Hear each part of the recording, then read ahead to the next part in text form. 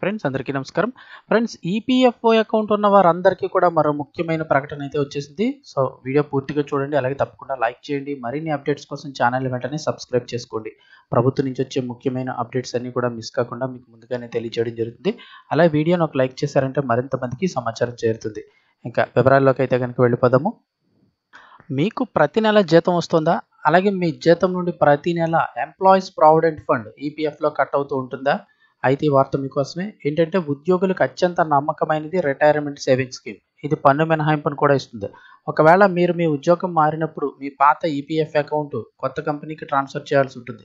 కానీ మీరు మీ ఉద్యోగాన్ని మారాక మీ పాత ఈపీఎఫ్ అకౌంట్ కొత్త కంపెనీకి కనుక ట్రాన్స్ఫర్ చేయకపోతే మీ అకౌంట్ డబ్బులు మీకు వస్తాయా? పాత అకౌంట్ డబ్బులు, లేదా మీరు ఆ మొత్తాన్ని కోల్పోతారా? ఇవన్నీ కూడా మీకు ఖచ్చితంగా తెలిసి ఉండాలని చెప్తున్నారు.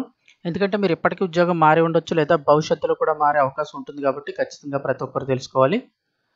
వివరాలు చూస్తే, ఈపీఎఫ్ అకౌంట్ కనుక ట్రాన్స్ఫర్ చేయకపోతే ఏం జరుగుతుంది, ఎంత టైం ఉంటుంది? మీరు జాబ్ మారినప్పుడు మీ ఈపీఎఫ్ అకౌంట్ ఆటోమేటిక్గా కొత్త కంపెనీకి అయితే మారదు. మీరే ఈపీఎఫ్ఓ మెంబర్స్ సర్వీస్ పోర్టల్ ద్వారా ట్రాన్స్ఫర్ ప్రక్రియ చేయాలి. పాత అకౌంట్లో డబ్బు జమ అయినంత కాలం మీ యూనివర్సల్ అకౌంట్ నెంబర్ యూఏఎన్ అలాగే ఉంటుంది. కానీ చాలామంది ప్రాసెస్ని మర్చిపోతారు, లేదా పట్టించుకోకుండా వదిలేస్తుంటారు. కొంతమంది పాత అకౌంట్ డబ్బులు మొత్తం వడ్డీ ఇస్తూనే ఉంటుందని అనుకుంటారు. పాత అకౌంట్ వడ్డీ ఉంటుందా?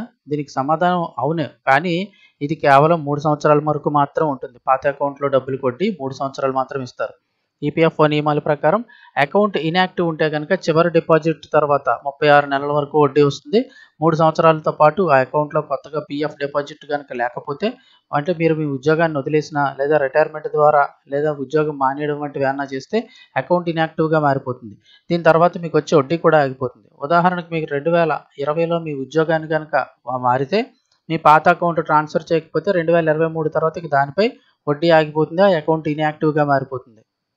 అలాగే 2024-25 ఆర్థిక సంవత్సరంలో ఈపీఎఫ్ వడ్డీ రేట్ 8.25%. కానీ మీరు మీ పాత అకౌంట్ ట్రాన్స్ఫర్ చేయకపోతే 3 సంవత్సరాల తర్వాత వడ్డీ పొందే అవకాశాన్ని కోల్పోతారు. ఇంకా మీరు పాత అకౌంట్ బదిలీ చేయకపోతే ఆ డబ్బు కూడా ఇన్యాక్టివ్గా మారిపోతుంది. 2020లో ఉద్యోగాలు మారిన తర్వాత మీ పాత అకౌంట్ 2023 వరకు వడ్డీ లేకుండానే ఉందని అనుకుందాం. ఆ సమయంలో మీ కొత్త కంపెనీ అకౌంట్లో పీఎఫ్ జమ చేస్తున్నారు. కానీ పాత అకౌంట్లో ఉన్న డబ్బు అయితే నిలిచిపోయింది. దీంతో మీరు దానిపై వచ్చే వడ్డీ బెనిఫిట్ని కోల్పోతారు. ఇదే కాకుండా పాత అకౌంట్లో కేవైసీ, బ్యాంక్ అకౌంట్ లేదా ఆధార్ అప్డేట్ చేయకపోతే డబ్బును విత్డ్రా చేసే సమయంలో సమస్యలు కూడా రావచ్చు. సో మీరు మీ ఉద్యోగం కనుక మారితే వీలైనంత త్వరగా మీ ఈపీఎఫ్ అకౌంట్ని కూడా వెంటనే ట్రాన్స్ఫర్ చేసేసుకొని కొత్త కంపెనీకి పెట్టేసుకోండి. నిజానికి ఈ ప్రక్రియ ఆన్లైన్లో చాలా ఈజీ అయిపోయింది. ఇప్పుడు 3.0 వచ్చిన తర్వాత మీరు యూఏఎన్ నెంబర్ ఇంకా ఆధార్తో ఈపీఎఫ్ పోర్టల్లోకి లాగిన్ అవ్వడం ద్వారా ట్రాన్స్ఫర్ అప్లికేషన్ చేసుకోవచ్చు. దీంతో మీ డబ్బు అంతా ఒకే అకౌంట్కి జమ అవుతుంది.